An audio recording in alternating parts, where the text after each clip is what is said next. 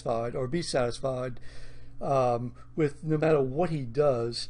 It seems like they're never satisfied, according to many of them. So I'm just wondering. Bear with me. I'm just working on. So I'm just. That's the basic subject I wanted to talk about. So just in general, your take on that, please. Just in general. Well, the answer is yes for a number of Trump critics. The question isn't being reflexively anti-Trump or pro-Trump or whatever. It has to do with responding to Trump's actions and statements as each individual action and statement merits. And just because somebody criticizes Trump 5 times in a row doesn't mean that they're criticizing him just because they like criticizing Trump. It could be that Trump has done or said something stupid or obnoxious 5 times in a row. And it might be that the 6th thing he does or says will not be seen as stupid or obnoxious, and that same critic would praise him. So I don't think it's fair to just label somebody as anti-Trump and therefore to discount legitimate criticisms that said person offers. Okay, so like this past weekend and yesterday and all, I mean, you had a situation, of course, where you had the rally, and he gets up there, he tweets, and he's basically, I think, is trying to level the playing field, not aggravate one side or another, and he said that was enough. Obviously, some people said it wasn't enough. He came back. It wasn't. Okay, go ahead. It was not enough. I mean, look, I was one of them who said it wasn't enough, and I'm proud to stand with many, many other conservatives, the editors of National Review, Senator Tom Cotton of Arkansas, who was a big Trump supporter, right. Senator Tim Scott of South Carolina, the Senator Orrin Hatch of Utah. On and on it goes. You know, lots and lots of people legitimately thought that Trump was trying to assert a moral equivalence, or in this case, an immoral equivalence, in this particular instance between the Nazis and white supremacists and the people who were protesting against the Nazis and white supremacists. Okay. And while it is absolutely legitimate to say that in general the Antifa group, the left-wing group, is full of bad elements, and that they might not have behaved well, and to have all sorts of criticism of them in general, the simple reality is that in this case, these were Nazis and white supremacists waving Nazi flags, deliberately armed to the teeth, deliberately shouting Nazi slogans, and deliberately trying to foment unrest and violence. And it was one of their members who committed the heinous murder that was committed. And in that case, there is no way that a president of the United States should not put the blame squarely on the white supremacists, period, end of statement, instead of trying to say, oh, well, it's many of them, and then repeating many of them, many groups are bad. No, that's the wrong thing to say, and people were right to call him out on it. So what do you think the impact is, from this? I mean, obviously, he did not want to add the additional names. He's gotten slammed, I think at this point, 4 CEOs, people who are on his manufacturing group, have decided to drop out. Do you think this is temporary or what? Well, look, I will give the president credit. I still didn't think that when he made his new statement 48 hours later, should not have taken 48 hours, but when he did make his new statement, even though he looked like he was being forced to, like his heart wasn't really in it, the fact is that the words that he uttered were very good and very appropriate, and so I will give him credit for it. But and I think at some point we need to stop obsessing about what the president did or did not say, accept his words and move on. Okay. But since you bring up his reaction to the resignations from the Industrial Council, or whatever the heck it's called, mm-hmm. It was very odd and very telling that while the president could not bring himself for 48 hours to specifically call out the white supremacists and the neo-Nazis, he was very quick and very passionate about attacking the black CEO of Merck, who he had put on that council and who he had praised in the past. And suddenly, because the black CEO of that company had dared to resign from the council because he was upset at Trump's failure, Trump eagerly and bitterly attacked him rather than saying, you know what, I am sorry that he feels that way. I did not mean to offend him or anybody else. I thank him for his service, but I will accept his resignation. He could have done something gracious like that. That's what presidents are supposed to do, especially when you've got a guy who you have praised, who suddenly you're saying is a terrible guy. That just makes you into a hypocrite. And especially when the guy is black and has reason to be upset at these neo-Nazis. That's interesting. I'm looking at some of the posts here on Facebook, and I'm just, these are just other people's posts. Here's one from a friend of mine, Eddie Bronston, who actually quotes David Gergen, who said he cannot address the hatred in the country until he addresses the hatred in his heart. David Gergen, I think a very respectable person. Do you think that's a fair statement? To say that he has hatred in his heart? Let's separate the fact that it comes from David Gergen and whatever you think about David Gergen, and just look at the statement. The statement, if you know the full history of Trump's anger and his verbal viciousness at people, you might say that that there is some reason for an objective observer to think that. And I myself have said that Trump, frankly, appears to be racist. But I sort of regret the tweet that I made to that effect, and I think David Gergen should regret saying this and judging what's in somebody's heart in this way. I do think the statement went a little too far, and I will do a mea culpa and say that that sometimes I have gone a little too far in judging Trump. There might be reason to have suspicions along those lines, but to come out and say it in that blunt of fashion and that definitively, maybe it's not appropriate. So why is it that you are admitting that you've come up with these responses? I certainly have also, and I think a lot of people have on both sides of the aisle. What is going on that we are making such public statements that we later on have to regret? Is it Trump? Is it just the time?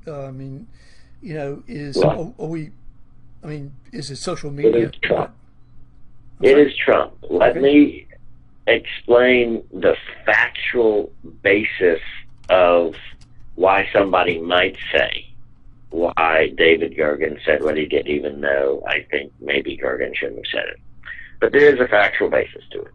There is the fact that Trump, has a history in his business dealings, especially back in the 70s, of being charged with civil rights violations. There is the fact that Trump's father was arrested at a KKK rally way back decades ago. There is the more important fact that all during his campaign last year, Trump was bizarrely reluctant, again and again and again, to denounce David Duke, to denounce white supremacists.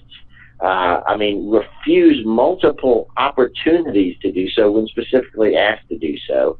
There is the fact that he repeatedly retweeted messages posted not just by some random people who might have happened to be white supremacists, but by people who in their Twitter name identified themselves as white supremacists. So when you look at something, you're not saying, oh, I'm just retweeting something by John Smith.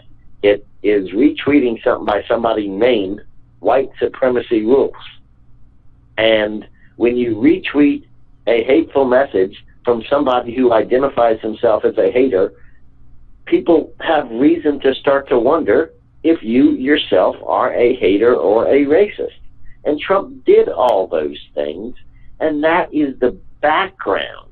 That's the reason why when the events in Charlottesville happened and Trump issued a statement that was not adequate, people started to say again, what is the deal with Trump specifically? That's why the questions were raised. Okay. Now, if anybody wants to call in, the telephone number is right above my head here on the video. And so you have a toll-free number. Again, this is toll-free, and you have the meeting ID underneath that. So just call in, and we'll be glad to take your call. Would love to hear from you and get your thoughts, either your questions or your comments. One other bit of information: at 4:30 today, Jim Brown and I are going to be talking about politics, state, local, and some national news. So I'll give that promo in a little while later on. Again, if anybody wants to chime in, I certainly would love to be able to read what you have to say, or again, you can post that on Facebook, on Twitter, YouTube, etc., or you can call in. So we're here with Quin Hillyer. Quin, here is a, I posted, let me step back for a second and say that I have gotten a lot of people who have said to me, come on, get control of yourself, in so many words. You're a hater. You're not giving him a chance. You've every step of the way, you're critical of him, and I disagree.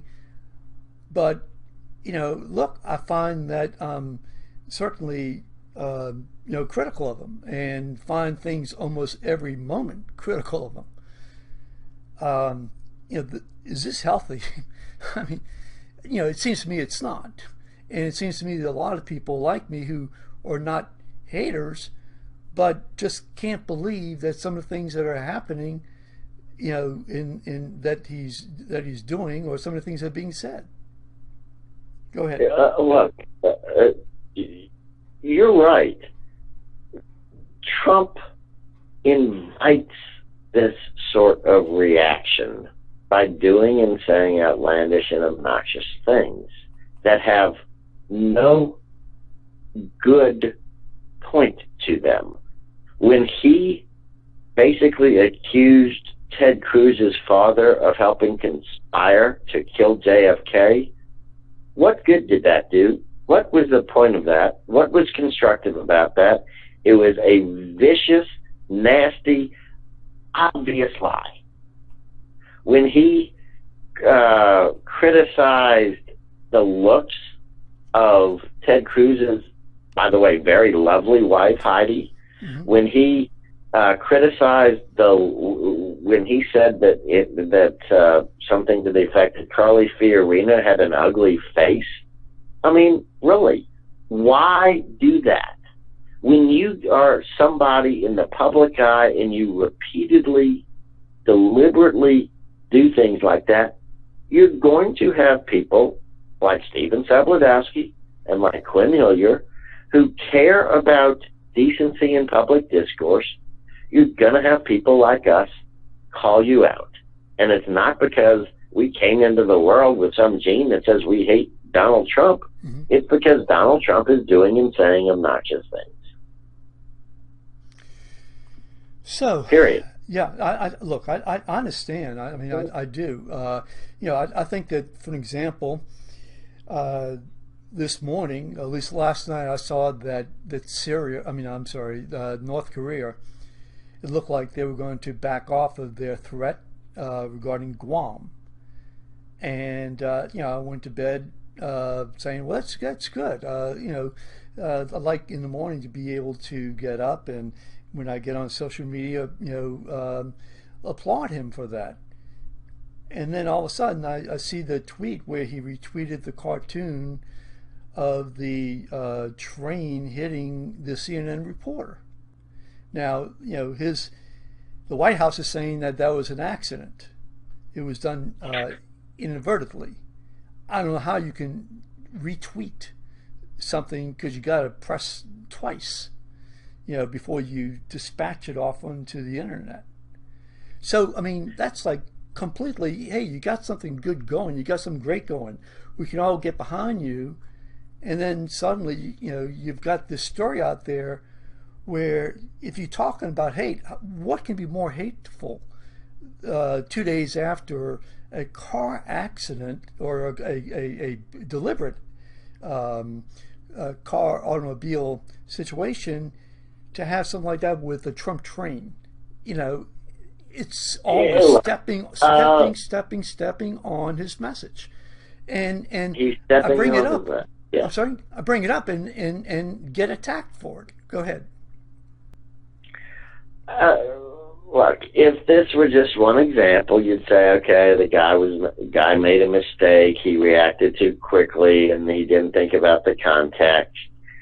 I mean, it's not fair to have a conniption fit, certainly, over everything like this. I mean, the left was absolutely wrong to somehow say that Sarah Palin was responsible for the shooting of Congresswoman Gabrielle Giffords just because she had retweeted or something like that a message that had targets over congressional districts. I mean, that's sort of a decade-long,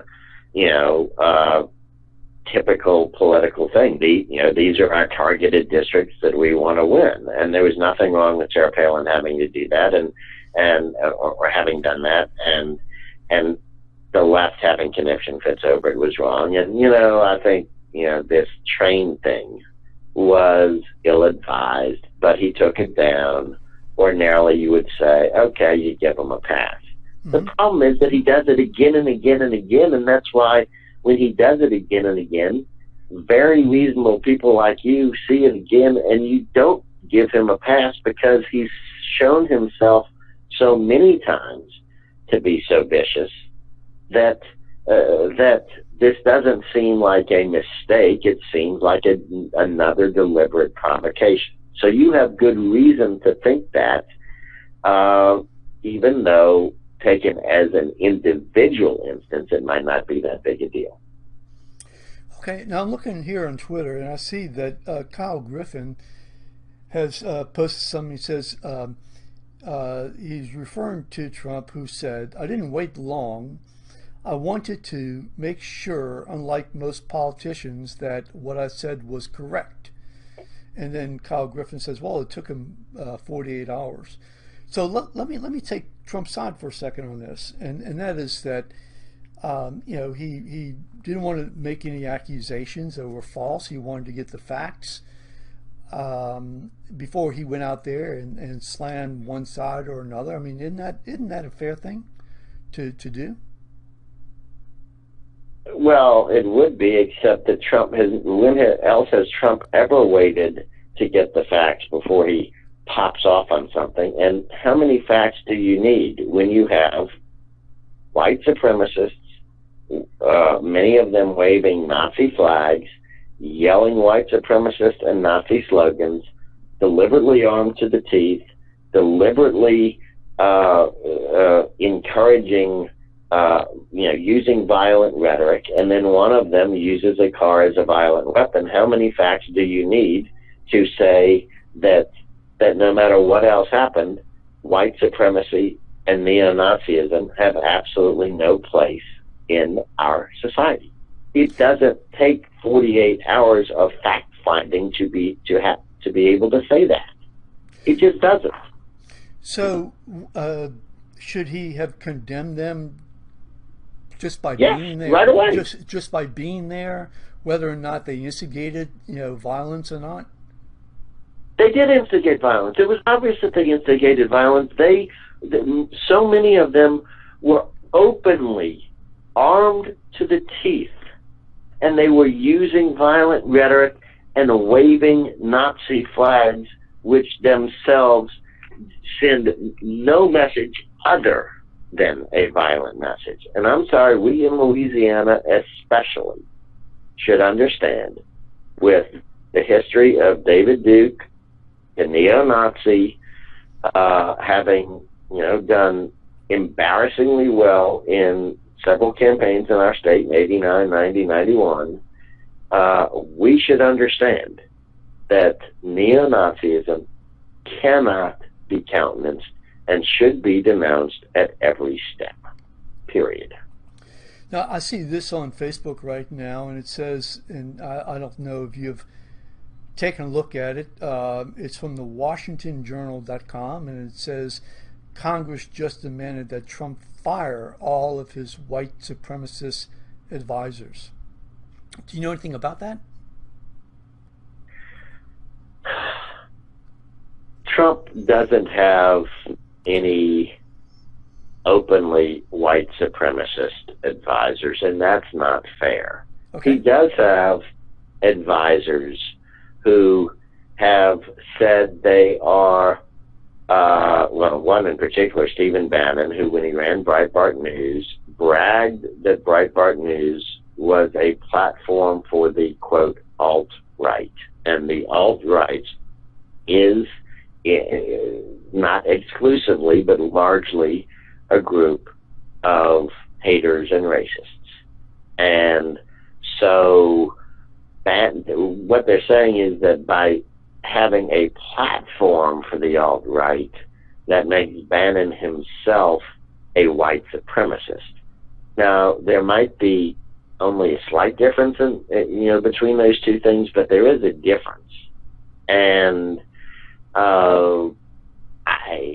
to say that Trump has white supremacist advisors, I think goes too far. And I say that as somebody who, obviously is a critic of Trump, and certainly has my share of have taken my share of arrows for fighting white supremacists because of the death threats I got when I opposed David Duke in 89, 90, and 91. Right. But you've got to be careful with such labels. You can't throw them around willy-nilly. Right. And I'm just looking at that. I think it's the headline is as I look at the story, the headline itself appears to be, I think, a little misleading. It says Congress, but actually, I'm looking at it. It's caucus groups representing African American, Asian, Hispanic, and various progressive groups. They're in Congress, but that's not all of Congress. I think they should have been more selective in their statement. And look, I'm trying to be reasoned and reasonable, and give Trump some due, and he's due some credit, even though I don't think he often is. People need to tone down the rhetoric and stick to facts, and the name calling is part of the problem. And so, I don't like Stephen Bannon one bit. When I've met him, I have not liked him. But it's not fair to directly call him a white supremacist, and people can make their point without the name calling. Right. So we're at a point where we've got 210 or 11 days or so of his administration.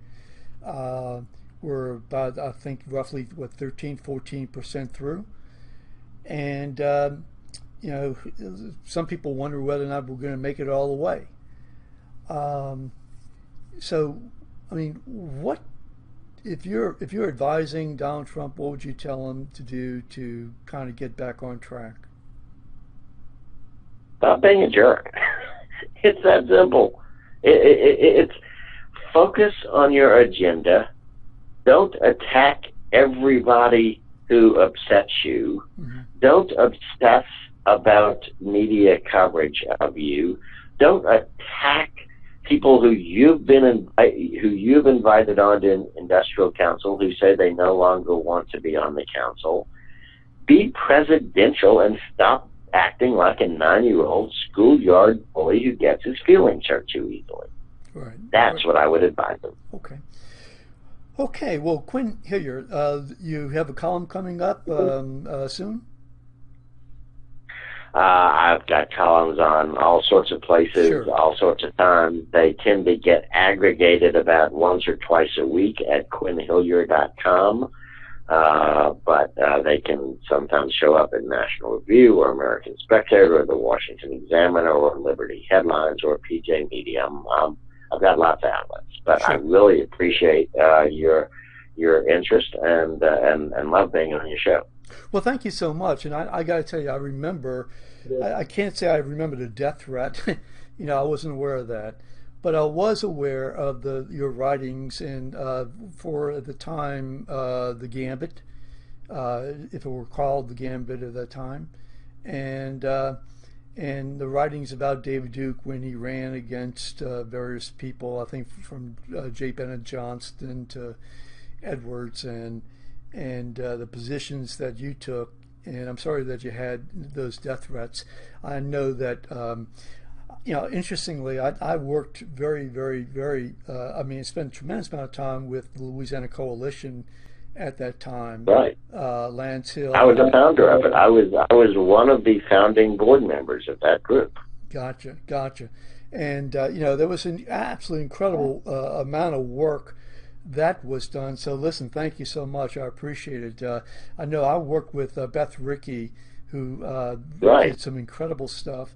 And so, you know, every time I see more credit to you, Stephen. Thank you for doing that. No, well, thank you. But every time I see David Duke, you know, one last story, and that is that John Trina was in my car the day of the election as we're canvassing the parish, and so we are at the corner of Bonneville and Veterans. And I'm looking at him, he's looking at us, John Trina in the car again, and looking at me. And I had met him before, and I'm thinking to myself, oh my God, you know, I better watch out. That day they put my picture on the front page of the newspaper, you know, and I'm thinking, oh my God, you know, it's all over now.